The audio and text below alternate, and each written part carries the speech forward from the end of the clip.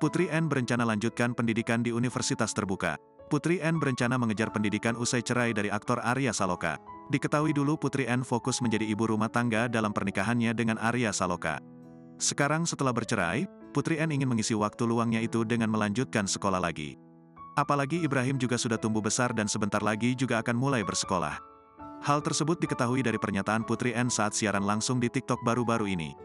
Video tersebut direpost oleh akun TikTok @somojutex. Berdasarkan pantauan banjarmasinpost.co.id dari postingan tersebut, Jumat, tanggal 22 Maret tahun 2024. Putri N beberkan keinginannya untuk kuliah lagi. Perempuan 33 tahun tersebut memutuskan akan berkuliah secara daring saja. Aku tuh pengen ngambil kuliah online, kata Putri N. Sama dengan kakaknya yang kini juga sedang berkuliah secara daring. Kakakku Wewe lagi ngambil kuliah online, tahu hebat ya Wewe, ya udah umur 44 masih mau kuliah, bebernya.